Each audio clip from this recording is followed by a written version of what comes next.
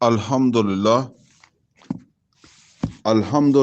وکفا والصلاۃ والسلام علی عبادہ الذین اصطفیٰ خصوصاً علی افضلہم وخاتم النبیین محمد الامین وعلی آلہ واصحابہ اجمعین۔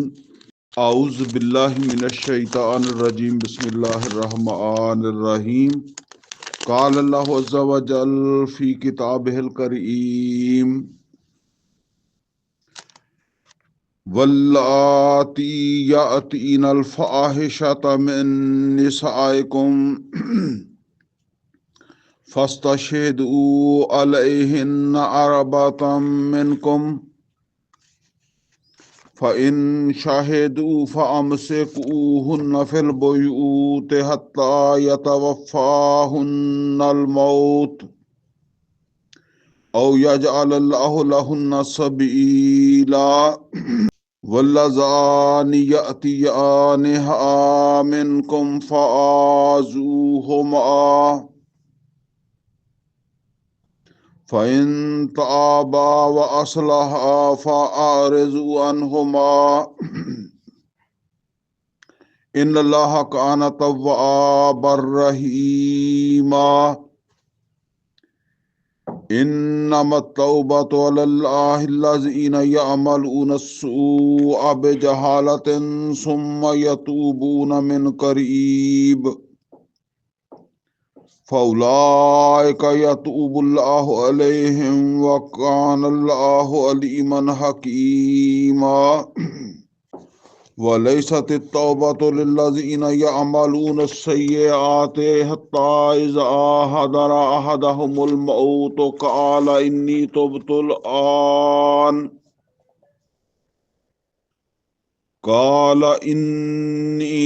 الآن وللذین یموتون وهم کفار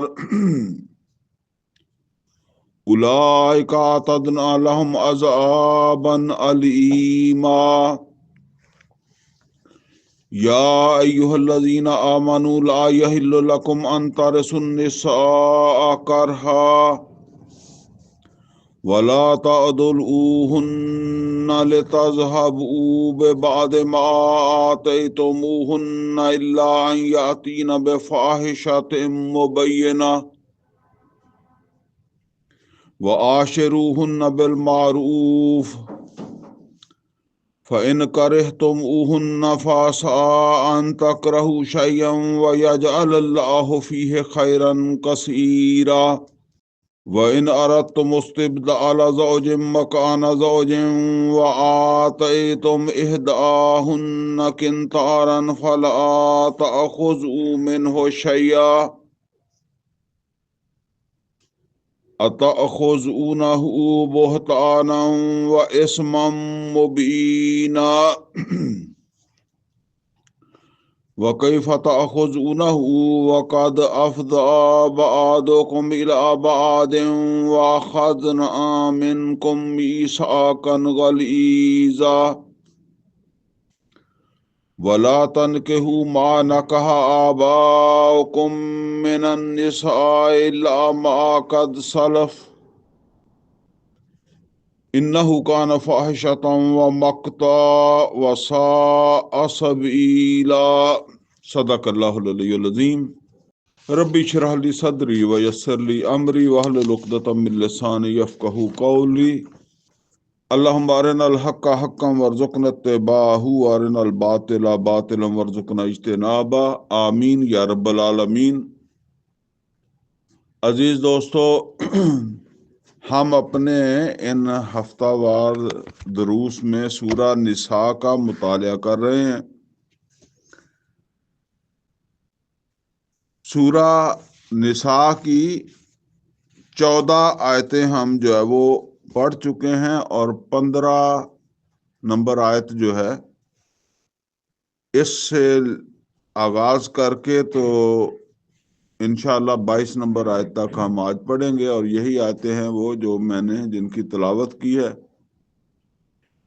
اس سے پہلے جو ہم نے 14 آیتیں پڑھی ہیں وہ اس میں ہمارے 2 درس ہوئے ہیں، اور یہ ہمارا تیسرا درس ہے۔ ان آیات کے حوالے سے جو موضوع بنتا ہے یا جو موضوع اس کا میں نے بنایا ہے وہ ہے اسلامی معاشرہ یا معاشرتی تطہیر، یعنی اسلامی معاشرہ وجود میں لانے کے لیے جو تطہیر کی گئی. تطہیر کا مطلب یہ ہے کہ ستھرائی، صفائی ستھرائی، اس میں پاکیزگی جو ہے وہ لانا، اس کے اندر خرابی جو ہے اس کو دور کرنے کی کوشش کرنا، اس کو کہتے ہیں. اب ایک معاشرہ تو وہ پہلے سے موجود تھا نا عرب کے اندر. اب یہ نوٹ کر لیں، معاشرہ موجود ہے، اسلامی معاشرہ نہیں موجود ہے. اور مکہ میں چونکہ مسلمان جو تھے وہ بہت تھوڑے تھے، معاشرہ وجود میں نہیں آ سکتا تھا، کیونکہ مسلمان منتشر تھے نا. کسی گھر میں 5 افراد ہیں، کوئی ایک ایمان لے آیا، پھر اسی طرح کسی دوسرے گھر کے اندر جو ہے وہ 7 افراد ہیں، چلو 2 ایمان لے آئے. یہ بھی بہت زیادہ ہے، ٹھیک ہے نا. تو اب ظاہر بات ہے کہ ایک آدمی 5 آدمیوں میں رہ رہا ہے، تو پھر معاشرہ کہاں سے وجود میں آ جائے گا؟ معاشرہ تو وجود میں آئے گا، لیکن اسلامی معاشرہ کہاں سے وجود میں آئے گا؟ مدینہ ہجرت کے بعد اب ہجرت کی ہے ایمان والوں نے، تو اب ظاہر ہے ان کے جو رشتہ دار تھے جو ایمان نہیں لائے تھے، وہ انہوں نے تو ہجرت نہیں کی، وہ رہ گئے مکے. اب مدینے جا کر ایک چھوٹا سا ایک سمجھ لیں ایک گروہ معاشرے کی شکل جو ہے وہ اختیار کرنے لگا ہے، ٹھیک ہے. اس کے لیے اب ظاہر بات ہے کہ پہلے جو اصول صدیوں سے چلے آ رہے ہیں، باپ دادا سے چلے آ رہے ہیں، تو اس میں خرابیوں کو دور کرنا ہے نا. تو یہ ہے اس کی ستھرائی کا پروگرام جو اللہ تعالیٰ نے جو ہے وہ یہاں بیان کیا ہے. یہ ویسے سورہ نساء کا آغاز جو ہے اس میں معاشرے کے حوالے سے ہی سارے احکامات ابھی تو آ رہے ہیں. تو ابھی یہ تطہیر کے حوالے سے تو آگے بھی جو ہے وہ انشاءاللہ آیات آئیں گی. اچھا، یہاں یہ کچھ چیزیں سمجھ لیں، پھر ہم اس کو انشاءاللہ پڑھیں گے تو بات واضح ہو جائے گی.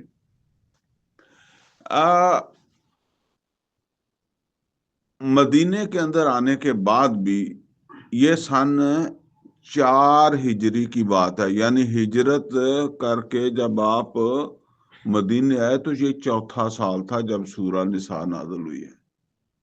تو یہاں یہ سمجھ لیں کہ یہاں ابھی مسلمان بھی ہیں، اور مسلمانوں میں بھی 2 طرح کے لوگ ہیں.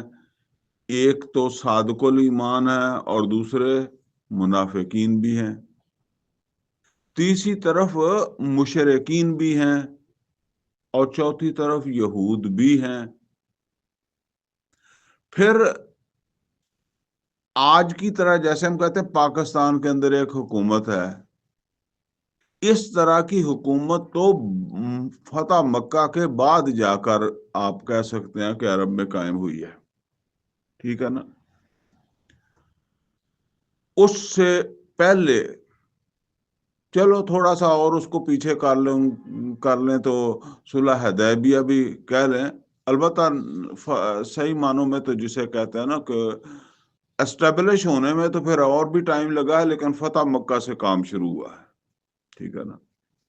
جسے کہتے ہیں نا کسی علاقے کو فتح کر کے اب حکومت اس کے اوپر جو آئی ہے نا، وہ حکومت طاقتور ہوتی ہے، ٹھیک ہے.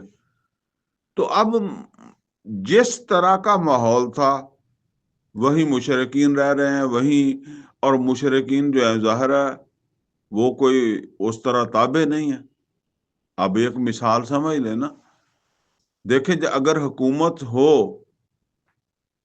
اور حکومت کی فوج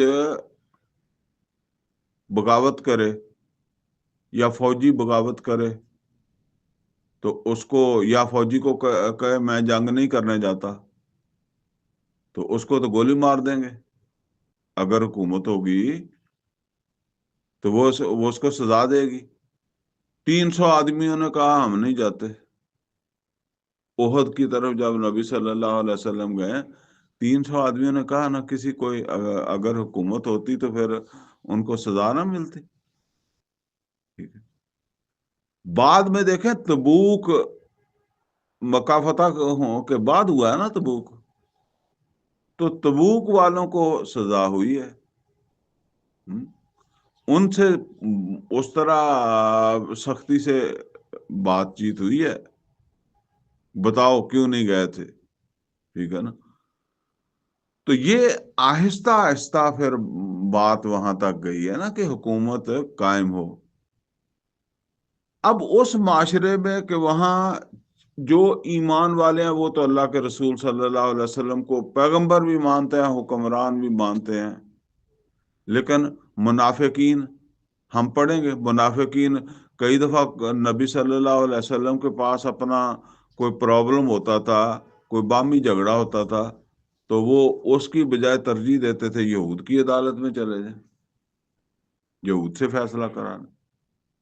اب اس طرح کا جو معاشرہ ہے تو اس میں آپ ذرا دیکھیں خرابیاں بعض اوقات اس طرح کی بھی ہو جاتی ہیں۔ مثال کے طور پر ایک کوئی بے حیائی کا کام ہوا ہے، ظاہر ہے بے حیائی یا زنا کہہ لیں، اس میں 2 آدمی ہوں گے نا، ایک مرد ہوگا ایک عورت ہوگی۔ کبھی ایسا بھی ہوتا ہے کہ مرد مسلمان ہے، عورت مسلمان نہیں ہے، یہودی ہے، مشرک ہے، ٹھیک ہے نا۔ اچھا، کبھی اس طریقے سے ہو سکتا ہے کہ عورت مسلمان ہے جو مرد ہے۔ دیکھیں اگر مرد بھی مسلمان ہے وہ تو اللہ کا، عورت بھی مسلمان ہے مرد بھی مسلمان ہے، وہ تو اللہ کے رسول کا حکم مانیں گے نا۔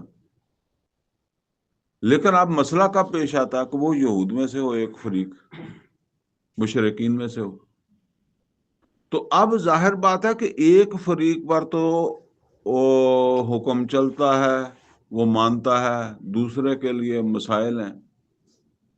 تو اس طرح کا ماحول تھا جس میں یہ احکامات دیے جا رہے ہیں، چونکہ یہ احکامات دائمی نہیں ہیں، ان میں تبدیلی آئی ہے۔ پھر سورہ نور نازل ہوئی ہے نا جب سن 6 میں، تو 6 تک کو پہلے سے بہتر حالت میں چلے گئے تھے نا مسلمان سیاسی طور پر، تو اب پھر اس میں دوسرے طرح کے احکامات آئے ہیں، تو یہاں اس کو پیش نظر رکھ کر احکامات دیے گئے۔ اسی طرح پھر انسان سے غلطی ہو جاتی ہے، توبہ، تو یہاں توبہ کے حوالے سے بھی بہت عمدہ بات اللہ تعالیٰ نے بیان فرمائی ہے۔ اچھا، اسی طریقے سے عورتوں کے حوالے سے کئی سارے مسائل تھے کہ لوگ جو ہے نا وہ ایک نمبر ایک تو جس طرح مسئلہ ہے کہ شادیوں کی پابندی نہیں تھی، 10 شادیاں 20 شادیاں کو کر لے، تو اس کے حوالے سے ہم پہلے پڑھ چکے ہیں کہ اللہ تعالیٰ نے فرمایا کہ 4 شادیوں تک تم کر سکتے ہو، ٹھیک ہے نا، 4 کی حد پہلے نہیں تھی، ٹھیک ہے نا، یعنی پہلے لوگ جو ہے وہ کافی کافی شادیاں کرتے تھے، تو وہاں آ کر ایک تو یہ بتایا گیا کہ 4 شادی۔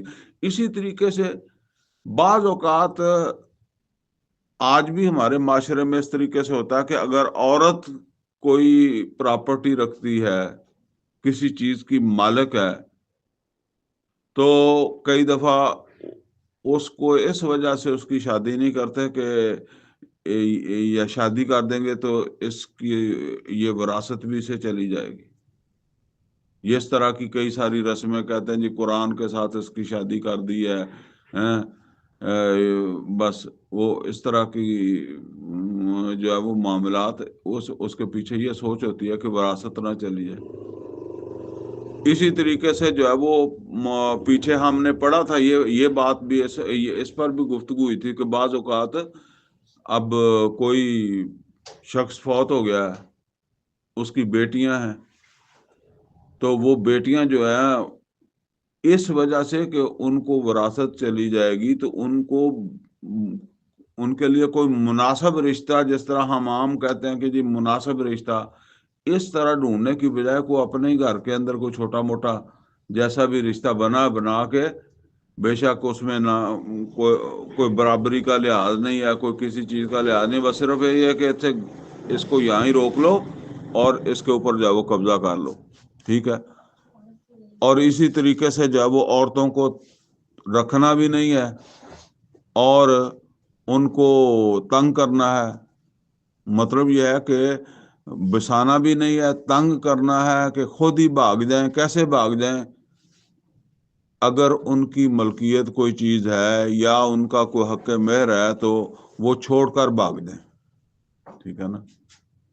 تو یہ اس طرح کے جو پھر معاملات جو تھے نا اس کے حوالے سے یہ آیات اللہ تعالیٰ نے جو ہے وہ نازل کی. تو اب ہم اس کو شروع کرتے ہیں. فرمایا واللاتی یاتین الفاحشۃ من نسائکم فاستشہدوا علیہن اربعۃ منکم. اور جو عورتیں بے حیائی کا ارتکاب کریں، تمہاری عورتوں میں سے جو بے حیائی کا ارتکاب کریں. اب دیکھیں یہاں بات عورتوں کی ہو رہی ہے تو اس کو اب آپ خود ہی سمجھ سکتے ہیں کہ صورتحال اس طرح کی ہو جاتی ہے کہ عورت تو مسلمان ہے، اب دوسرا آدمی جو ہے وہ مسلمان نہیں ہے، وہ اس طرح ان احکامات کا پابند نہیں ہے. ٹھیک ہے نا. اس وقت کا جو معاشرہ ہے نا اس کو دیکھیں. تو فرمایا کہ تمہاری عورتوں میں سے جو کوئی بے حیائی کا ارتکاب کریں، فاستشہدوا علیہن اربعۃ منکم، تو ان کو مطلب یہ ہے کہ ان کے اوپر یہ الزام لگانے کے لیے پہلی بات تو یہ ہے کہ اپنے میں سے 4 گواہ جو ہے وہ طلب کرو. وہ گواہ تمہیں میں سے ہونے چاہیے، مسلمان ہونے چاہیے. ٹھیک ہے. فَإِن شَاهِدُوا، پھر اگر وہ گواہی دے دیں، فَأَمْسِكُوهُنَّ فِي الْبُيُوتِ، تو پھر انہیں گھروں میں روک لو. اب دیکھیں عام طور پر تو جب گواہی دے گئے ہیں تو اس کے بعد تو یا اگر غیر شادی شدہ ہے تو اس کو 100 کوڑے لگنے چاہیے، ورنہ اسے سنگسار کرنا چاہیے. لیکن یہ چونکہ احکامات بعد میں آئے ہیں، یہ کوڑوں کے احکامات بعد میں آئے ہیں، سنگسار کرنے کے احکامات بعد میں آئے ہیں، سورہ نور میں آئے ہیں. ابھی معاشرہ اس سطح پر نہیں گیا کہ ان کو 100 کوڑوں والی سزا دی جائے یا یہ ہے کہ سنگسار کیا جائے. اور اس کے اندر اب ظاہر بات ہے کہ ایک فریق جو ہے وہ تو جیسے کہتے ہیں کہ کنٹرول میں نہیں ہے. تو اس طرح کے حالات میں جو بھی اس کی تطہیر ہو سکتی تھی نا، اس کو معاشرے کو پاکیزہ رکھنے کے لیے وہ پھر اللہ تعالیٰ نے احکامات دیے. تو فرمایا کہ ان کو اپنے گھروں میں بند کر لو، کیونکہ عورت تمہاری ہے نا، مسلمان ہے، تو اس کو گھر میں بند کر دو. حتیٰ یتوفاہن الموت، یہاں تک کہ پھر وہ اب جیسے کہتے ہیں نظر باندھی کر لو، گھر سے باہر نہ جانے دو، تو اسی طرح اسے موت آ جائے. او یجعل اللہ لہن سبیلا، یا پھر ایسی عورتوں کے لیے کوئی اللہ اور قانون نازل کر دے. یعنی قرآن تو نازل ہو رہا ہے نا، مطلب جو لیٹسٹ قانون آئے گا اس کے اوپر عمل کر لینا. اور ابھی لیٹسٹ یہی ہے کہ ان کو گھر میں پابند کر دو. واللذان یاتیانہا منکم فآذوہما، اور جو تم میں سے دو ایسے عمل کا ارتکاب کریں. اچھا، اب یہ جو آیت ہے نا جی، اس کے بارے میں سمجھ لیں، کیونکہ آپ میں سے کوئی لوگ جو ہے وہ کو اگر تفسیر پڑھیں گے تو پھر ان کو یہ بات ذہن میں رکھنی چاہیے. یہ جو ابھی میں نے پڑھا نا، واللذان یاتیانہا منکم فآذوہما، اس کے بارے میں نا کئی ساری چیزیں جو ہے نا وہ تفسیروں کے اندر جو ہے وہ لکھی ہوئی ہیں. مثال کے طور پر اور کسی نے یہ بھی لکھا ہے کہ یہ دو مردوں کے بارے میں ہے، کہ اگر دو مرد آپس کے اندر جو ہے وہ کوئی اس طرح کا معاملہ کرتے ہیں. اور کسی نے یہ لکھا کہ یہ دو عورتوں کے بارے میں ہے، کہ اگر دو عورتیں آپس کے اندر جو ہے نا وہ کوئی غلط کاری جو ہے وہ کرتی ہیں تو. لیکن چونکہ یہ جو احکامات ہیں نا، یہ بہت تھوڑا عرصہ نافذ رہے ہیں، اور ظاہر بات ہے کہ یہ ایسے نہیں ہے کہ کوئی ہر گلی محلے کے اندر یہی چیزیں جو اب ہو رہی ہوں نا. اب دیکھیں، جب تک آدمی کو واسطہ نہیں پڑتا تو آدمی کو قانون کا بھی نہیں پتا. ابھی ہمیں کوئی قوانین کا پتہ ہے؟ کوئی نہیں ہے. وہ جب کوئی چیز سامنے آتی ہے، کوئی کیس بنتا ہے، پھر پتہ لگتا ہے کہ جی یہ کیس بنا ہے، یہ معاملہ ہے. عام طور پر قانون سے کوئی واقفیت ہی نہیں ہوتی لوگوں کو جو ہے وہ. تو یہ کوئی تھوڑا سا عرصہ جو ہے وہ یہ چیز جو ہے وہ رہی ہے، اور اس کے بعد پھر دوسرے احکامات آ گئے اللہ تعالیٰ کی طرف سے، اور وہاں اس کا کوئی ذکر نہیں ہے کہ جی وہ دو مردوں کی کیا سزا ہے یا دو عورتوں کی کیا سزا ہے اگر وہ آپس کے اندر ملوث ہوتے ہیں. تو اس کا مطلب یہ ہے کہ یہاں یہ مطلب نہیں ہے. یہاں مطلب اصل میں یہ ہے، جیسے وہ پہلے میں نے بتایا نا کہ اگر فریق ایک مسلمانوں میں سے دوسرا غیر مسلموں میں سے ہے تو اس کے لیے ایک بات اللہ نے بتا دی. اب دوسری صورتحال یہ کہ دونوں تم میں سے ہیں، وہ مرد بھی عورت بھی. تو یہاں اصل کے اندر یہ بات کہی جا رہی ہے، واللذان یاتیانہا منکم، اگر وہ عمل کرنے والے دونوں تم میں سے ہوں، فآذوہما، تو ابھی وہ تو نہیں ہے، وہ تو کوڑوں کی یا سنگسار کی سزا جو ہے وہ تو بعد کی بات ہے نا. تو یہاں فرمایا کہ ان کو سزا دو، دونوں کو سزا دو، یعنی کیونکہ دونوں تم میں سے ہیں نا، تو پھر دونوں کو جو ہے وہ سزا دو، عورت کو بھی اور مرد کو بھی. اب وہ پھر پنچایت بیٹھ جائے یا جج بیٹھ جائے یا جو بھی فیصلہ اس وقت کر دیا جائے کہ یہ سزا ان کو جو ہے وہ دو، تو وہ ان کو کوئی تادیبی سزا دو دونوں کو، عورت و مرد کو. فَإِن تَابَا وَأَصْلَحَا فَأَعْرِضُوا عَنْهُمَا، اور پھر اگر وہ توبہ کر لیں اور اپنی اصلاح کر لیں تو ان کو نظر انداز کر دو، چھوڑ دو، دونوں کو چھوڑ دو. ان اللہ کان تواب الرحیمہ، بے شک اللہ تعالیٰ توبہ قبول کرنے والا اور رحم کرنے والا ہے. اب اس طریقے سے ایک ستھرا معاشرہ وجود میں لایا جا رہا ہے ان اصولوں کو سمجھا کر. اب یہ توبہ کی بات آ رہی ہے تو یہاں ذرا سن لیں، توجہ کر لیں اس کے بارے میں. فرمایا انما التوبۃ علی اللہ الذین یعملون السوء بجہالۃ ثم یتوبون من قریب، یقیناً ان لوگوں کی توبہ جو کوئی برا عمل کر لیں، بے شک زنا ہی ہو، شراب پی ہو، کچھ بھی ہو، للذین یعملون السوء بجہالہ، انہوں نے برائی کا ارتکاب کیا جہالت میں، ثم یتوبون من قریب، من قریب، یہ قریب کے الفاظ، پھر قریب کہتے ہیں نا نزدیک کو، تو نزدیک ہی توبہ کر لی، یعنی کو لمبی بات نہیں ڈالی. میں اس کی مثال یہ دیا کرتا ہوں کہ جس وقت آپ گاڑی چلاتے ہیں نا روڈ کے اوپر، تو آپ ایک ڈیسیجن کر کے چلتے ہیں کہ گاڑی آپ نے سڑک سے نیچے چلانی ہے، سڑک کے اوپر چلانی ہے.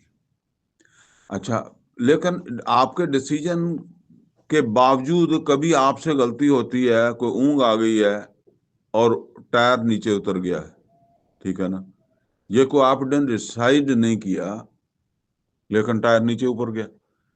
اچھا، اگر نیچے اتر گیا ہے تو کیا آپ اسی وقت اسے اوپر چڑھائیں گے، یا آپ کہیں گے جی چلو ہارون آباد میں اترا تو بابل نگر جا کر اوپر کر لیں گے، اسی وقت کرائیں گے؟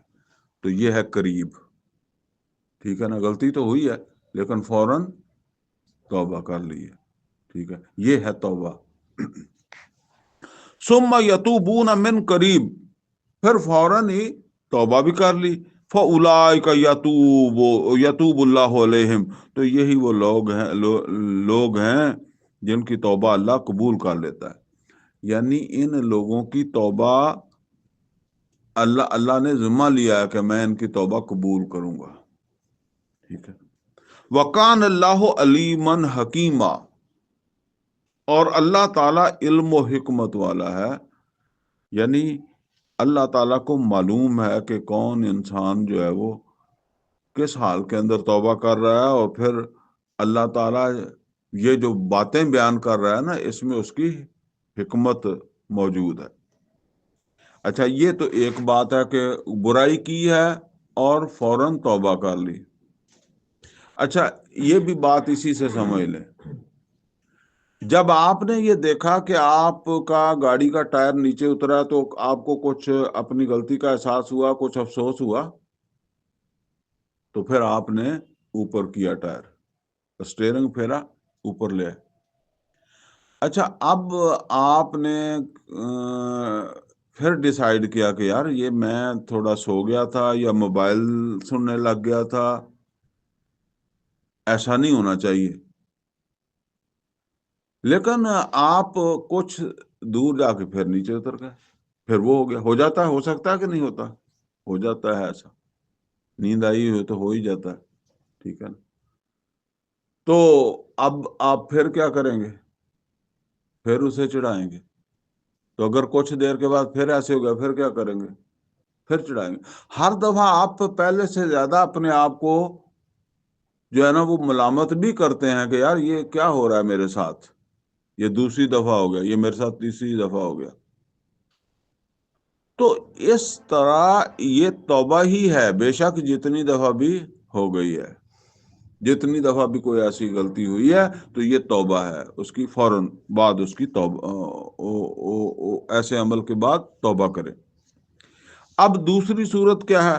وَلَيْسَتِ التَّوْبَةُ لِلَّذِينَ يَعْمَلُونَ السَّيِّئَاتِ، اور ان کی کوئی توبہ نہیں ہے جو برائیاں کرتے چلے جائیں، برے عمل کرتے چلے جائیں، حتی اذا حضر احدہم الموت، یہاں تک کہ ان میں سے کسی کی موت کا وقت آ جائے. اب جب موت آ گئی ہے تو جس طرح وہ نبی صلی اللہ علیہ وسلم نے فرمایا کہ بس وہ موت کے وقت ایک خاص آواز بندے کے منہ سے نکلتی ہے نا، تو وہ پھر اینڈ ہے، اس کے بعد تو توبہ قبول ہی نہیں ہوتی. حتی اذا حضر احدہم الموت، یعنی ایمان والا ہی تھا، گناہ کرتا رہا، توبہ نہیں کی، اور یہاں تک کہ موت کا وقت آ گیا تو اب کیا کہتا ہے؟ قال انی تبت الآن، وہ کہتا ہے کہ اب میں توبہ کرتا ہوں. تو اس کی توبہ نہیں ہے. اچھا، یہاں یہ بات سمجھ لیں، توبہ اللہ تو جب چاہے قبول کر لے، لیکن ایک بات سمجھ لیں جو ہمیں بھی سمجھ آتی ہے. آپ سرکاری ملازم ہیں، جب تک آپ نوکری کر رہے ہیں تو اسی وقت تک آپ کے پاس رشوت بھی آنی ہے، تو اسی وقت تک آپ کی توبہ بھی ہے. آپ ہو گئے ریٹائر، آپ پٹواری تھے، تھانے دار تھے، کچھ بھی تھے، تو اب تو آپ ریٹائر ہو گئے تو گھر کسی نے پیسے دینے آنا، اب آپ گھر آ کے توبہ کرنے لگ گئے، سمجھے نا. تو گھر میں آ کے اب آپ توبہ کر رہے ہیں کہ آئندہ رشوت نہیں لینی، تو رشوت تو وہ اب کون تمہیں دینے آئے گا؟ ٹھیک ہے نا؟ وہ مطلب یہ ہے کہ جس چیز سے توبہ کر رہے ہو، کیا وہ اب تم کرنے کے قابل بھی ہو؟ وہ ممکن بھی ہے، اگر اس کا امکان ہی ختم ہو گیا ہے تو اب توبہ کا کیا؟ اب ویسے ہی توبہ ہے، ٹھیک ہے نا؟ وہ تو ویسے ہی توبہ ہو گئی ہے نا۔ ایک آدمی اتنی عمر کا ہو جائے گا تو پھر اس نے کیا جناح کرنا، وہ توبہ کر لے، ٹھیک ہے نا؟ تو وہ جو ہمارے ہاں کہتے ہیں نا کہ در جوانی توبہ کردن شیوائے پیغمبری، بعد پیری گرگ ظالم میشوت پرہیزگار۔ تو جب آدمی اس قابل ہی نہیں رہا، اس سٹیج پر ہی نہیں رہا، وہ اس کی حیثیت ہی نہیں رہی ہے، تو اب توبہ کا کر لی یا نہ کر لی، ویسے باقی اگر کسی کو اس وقت بھی یاد آ چلو کرنی تو چاہیے نا، وہ اللہ کو شاید قبول کر لے۔ لیکن یہ سمجھ میں آنے والی جو بات ہے نا، وہ تو یہی ہے کہ جب آپ جس چیز سے توبہ کریں، جس برائی سے توبہ کرتے ہیں، جب آپ اس برائی کو مزید کرنے کے قابل ہی نہیں رہے، اس کا موقع ہی ختم ہو گیا ہے، تو اب وہ توبہ جو ہے وہ پھر ایسے ایک رسمی بات ہی ہے۔ اچھا، فرمایا کہ نہ اس کی توبہ ہے جو کرتا رہا برائیاں اور موت کا وقت آ گیا تو کہتا اب میری توبہ، تو اس کی توبہ نہیں ہے۔ ایک کی فرمایا کہ جس نے فوراً توبہ کی، اس کی اللہ کے ذمہ ہے قبول کرنا، اور اس کی جو ہے وہ توبہ قبول ہی نہیں کرتا اللہ۔ وَلَلَّذِينَ يَمُوتُونَ وَهُمْ كُفَّارٌ، ایسے ہی جیسے کافروں کی نہیں، کافر کی توبہ ہوتی نہیں ہے، وہ ایمان لایا نہیں ہے تو توبہ کیسے کرتا ہے؟ تو کافروں کی وَلَلَّذِينَ يَمُوتُونَ وَهُمْ كُفَّارٌ، اور نہ ان کی ہے جو کافر ہی مر جائیں تو ان کی توبہ بھی کوئی قبول نہیں ہوتی۔ اچھا، اس کے درمیان میں ایک بات ہے، دونوں کے درمیان مثلا ایک یہ ہے کہ ایک آدمی جو ہے اس نے غلطی کی، گناہ کیا، فوراً توبہ کر لی، اور دوسرا جو ہے وہ کرتے کرتے موت تک پہنچا، توبہ کی تو اللہ نے کہا کہ یہ کوئی توبہ نہیں ہے، کافروں کی بھی کوئی توبہ نہیں ہے۔ اب ایک اس کے درمیان میں ہے، فوراً تو نہیں کی لیکن ایک لمبے عرصے کے بعد ابھی اس کے پاس آئندہ بھی کرنے کا وقت ہے، ٹھیک ہے نا؟ یعنی ابھی وہ برائی یا وہ گناہ مزید بھی کر سکتا ہے، اب درمیان میں توبہ کرتا ہے، تو اب یہ توبہ کا یہاں ذکر نہیں ہے، ٹھیک ہے نا؟ لیکن اس سے امید رکھی جا سکتی ہے کہ اگر انسان خلوص اخلاص سے توبہ کرے تو اللہ تعالیٰ اس کی توبہ قبول کرے گا، لیکن اس کا آئندہ کا طرز عمل اللہ دیکھے گا، ٹھیک ہے نا؟ اب یہاں دو انتہائیں بتا دی نا، ایک ابتدا فوراً توبہ تو اللہ کہتا ہے میرے ذمہ ہے، ایک دوسری یہ ہے کہ مرتے وقت توبہ، وہ اللہ نے کہا کہ کوئی توبہ نہیں ہے۔ اب ایک اس کے درمیان میں ہے کہ وہ موت کا وقت تو نہیں آیا، یا جیسے میں نے کہا کہ کو 10 سال رشوت لیتا رہا، 15 سال لیتا رہا، ابھی 10 سال نوکری ہے، ابھی درمیان میں جا کر اس نے توبہ کر لیا، توبہ صحیح کر لی ہے، ٹھیک ہے نا؟ تو اللہ قبول بھی کر سکتا ہے۔ بہرحال وہ تو پھر بعض چیزیں ایسی ہوتی ہیں نا کہ ان میں آدمی کو یہ پتہ بھی ہوتا ہے کہ میں نے اس کا حق دینا ہے، تو اس کا حق بھی آدمی ادا کر دے نا، توبہ میں وہ چیزیں بھی ہیں۔ بہرحال اولئک اعتدنا لهم عذابا علیما، یہی وہ لوگ ہیں کہ جن کے لیے ہم نے دردناک عذاب تیار کر رکھا ہے۔ یہ دردناک عذاب ان لوگوں کے ساتھ آیا کہ جو کرتے کرتے موت وقت آگا توبہ کرتے ہیں یا کافروں کی حالت میں مرتے ہیں، تو پھر کافر توبہ بھی کرے تو اس کی توبہ کوئی نہیں ہے، تو ان کے لیے تو اللہ تعالیٰ نے دردناک عذاب تیار کیا ہوا ہے۔ پہلے نمبر پر جو ہے اس کی توبہ اللہ کہتا ہے کہ میرے ذمہ ہے، میں قبول کرتا ہوں جو فوری توبہ کرتا ہے۔ یا ایھا الذین آمنوا لا یحل لکم ان ترثوا النساء کرہا، اے ایمان والو یہ حلال نہیں ہے، جائز نہیں ہے تمہارے لیے کہ تم وارث بن بیٹھو عورتوں کے خام خواہی نہ چاہتے ہوئے، یعنی عورت نہیں چاہ رہی لیکن وہ بن رہا ہے۔ وہ میں نے آپ کو بتایا کہ اس کی کوئی بھی صورت ہو سکتی ہے۔ عورت کا ایک حق ہے، اب بھائی اس کا زبردستی وارث بن جائے، یا باپ جو ہے وہ اپنی مرضی سے اسے جو ہے وہ نہ دینا چاہے، اسے روکنا چاہے، ٹھیک ہے، یا اسی طریقے سے جو ہے اور جن عورتوں کے ساتھ جو ہے وہ کوئی وراثت ہوتی تھی ان کے ساتھ کوئی زیادتیاں کر لیتے تھے، تو یعنی عورت کی جو وراثت ہے، عورت کا جو حق ہے، تم اس کے مالک نہیں ہو، تو یہ جائز نہیں ہے تمہارے لیے کہ تم خام خواہ ان کا جو ان کی وراثت ہے، جس کی وہ جو ان کی ملکیت ہے، جو ان کا حق ہے، اس کے تم جو ہے وہ اس پر قبضہ کر کے بیٹھ جاؤ۔ وَلَا تَعْضُلُوهُنَّ لِتَذْهَبُوا بِبَعْضِ مَا آتَيْتُمُوهُنَّ، اور نہ ان کو جو ہے وہ روک رکھو اس مقصد کے لیے کہ اگر تم نہیں روکو گے تو وہ لے جائیں گی جو تم نے ان کو دیا تھا۔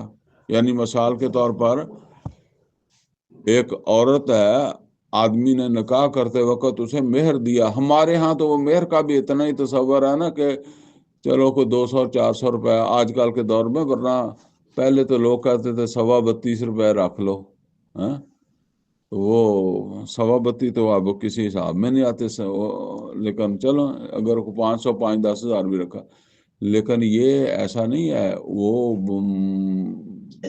50 اونٹ، اور اس وقت ان کے ہاں یہ جائیداد بڑے بڑے چیزیں تھی نا کہ نکاح کے جائے اتنے اونٹ، اتنے بکریاں، یا کوئی پلاٹ دے دیا، ٹھیک ہے نا، تو اس طرح کی کوئی چیز بھی اسے دے دی ہے، یا اس کی ملکیت میں چلا گیا، مہر کے طور پر چلا گیا کسی طریقے، اب وہ مالک بن گئی ہے نا، اب اسے طلاق رکھنا تو نہیں چاہتا، لیکن یہ چاہتا ہے کہ یہ چلی جائے، لیکن یہ جو کچھ ہے نا یہ لے کر نہ ساتھ نہ جائے، یہ چھوڑ کر جائے، ٹھیک ہے۔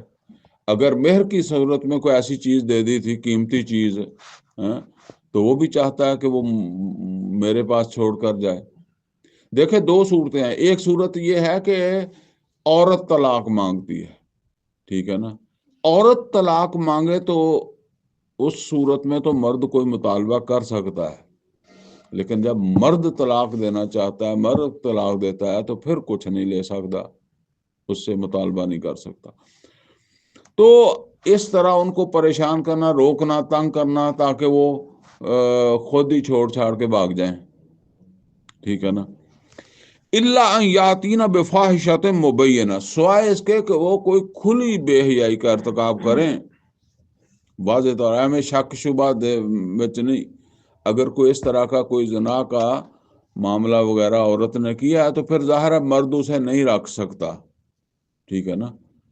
یہ بہت مشکل ہو جاتا ہے پھر کسی مرد کے لیے کہ اگر اس کی بیوی جو ہے وہ کوئی ایسا کام کرتی ہے، کیونکہ پھر میں نے پہلے بھی شاید آپ کے ساتھ سامنے یہ ذکر کیا نا کہ پھر اولاد کو بندہ کیوں پالے گا اگر اسے اپنی سمجھتا ہی نہیں ہے، تو کیوں مشقت اٹھائے گا۔ یہ سب سے بڑا ظلم ہوتا ہے کہ ایک آدمی کی کوئی ذمہ داری نہیں ہے۔ میں اگر اپنی اولاد پالتا ہوں تو میں میری پالتا ہوں، کوئی ہمسایہ کی تو نہیں پالتا، ٹھیک ہے نا۔ تو جس کا بچہ ہوتا ہے نا اسی کی ذمہ داری ہے کہ وہ اس کے لیے تکلیف بھی اٹھائے، پریشانیاں بھی اٹھائے، اس کی تعلیم بھی ہے، اس کی شادی بھی ہے، وہ کہیں جھگڑا کر کے آیا تو وہ کس نے بھگتنا ہے؟ اس کے باپ نے بھگتنا ہے، ٹھیک ہے نا۔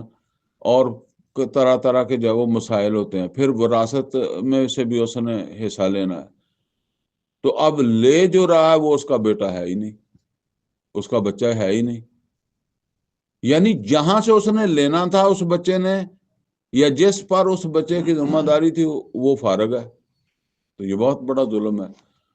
تو اس طرح کی اگر کوئی بات ہو جائے، کسی کو اپنی بیوی پہ شبہ ہو جائے، تو پھر وہ رکھ نہیں سکتا، اسے مشکل ہو جاتی ہے نا۔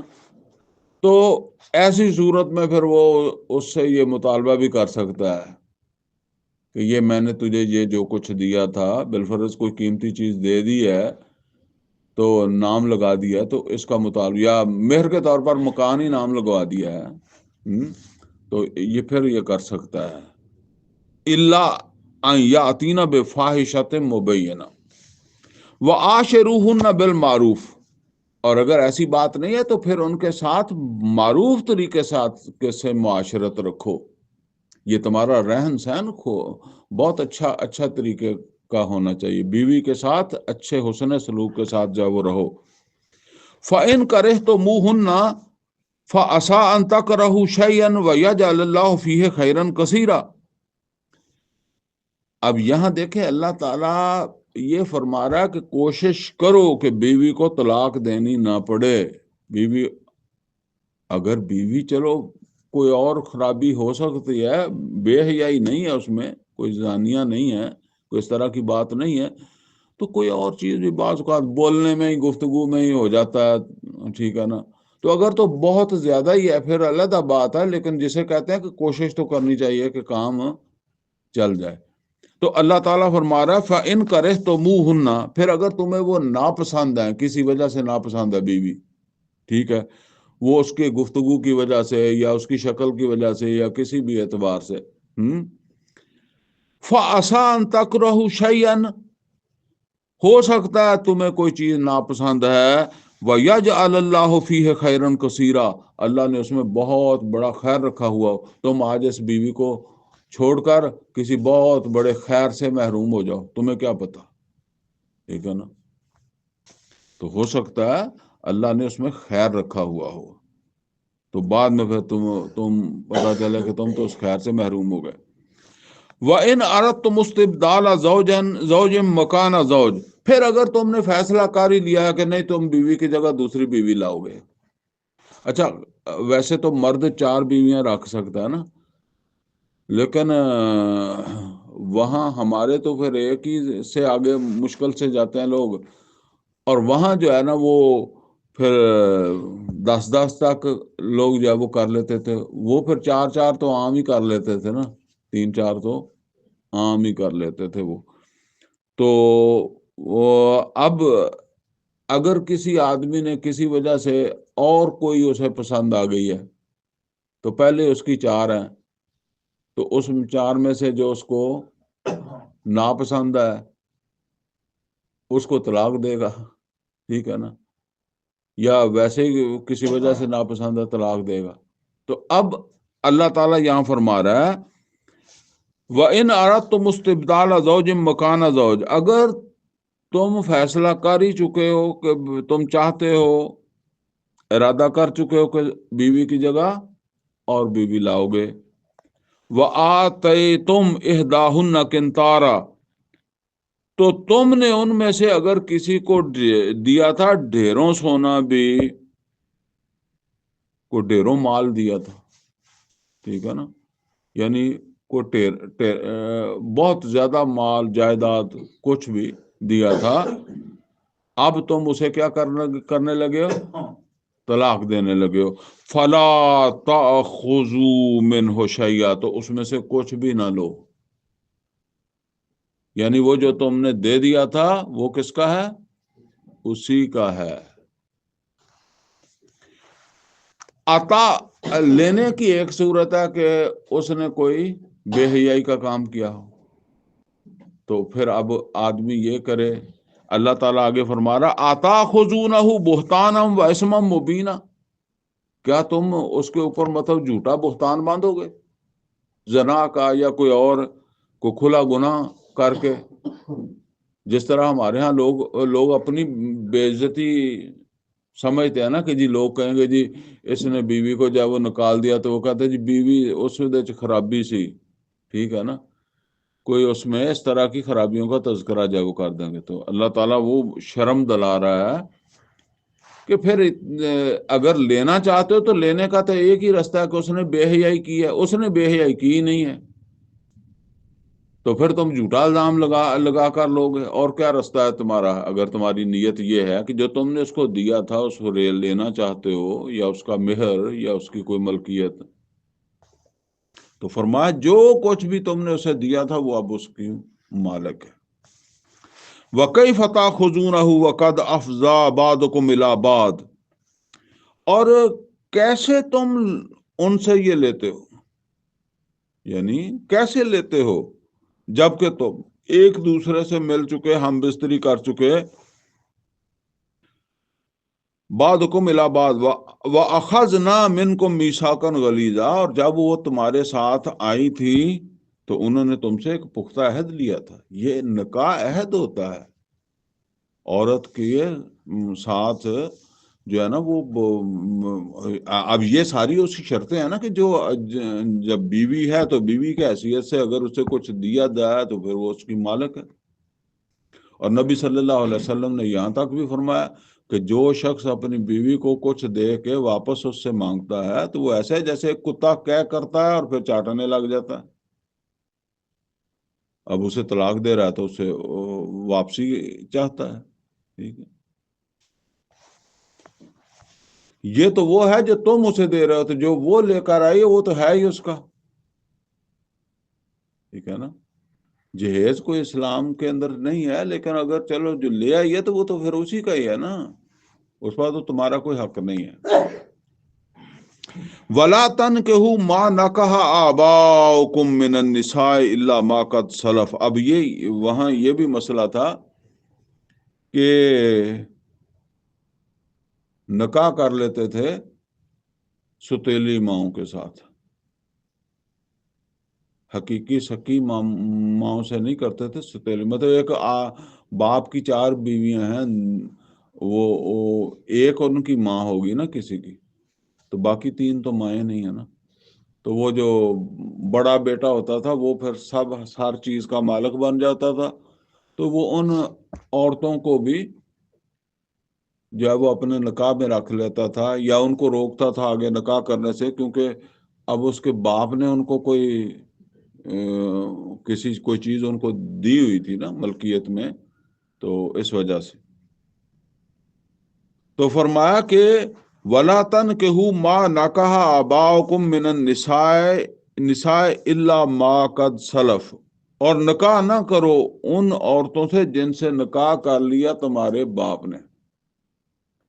یعنی تمہارے باپ نے جس سے بھی نکاح کر لیا وہ تمہارے لیے ماں کی حیثیت اختیار کر گئی ہے، تو ان سے اب تمہارا نکاح نہیں ہو سکتا.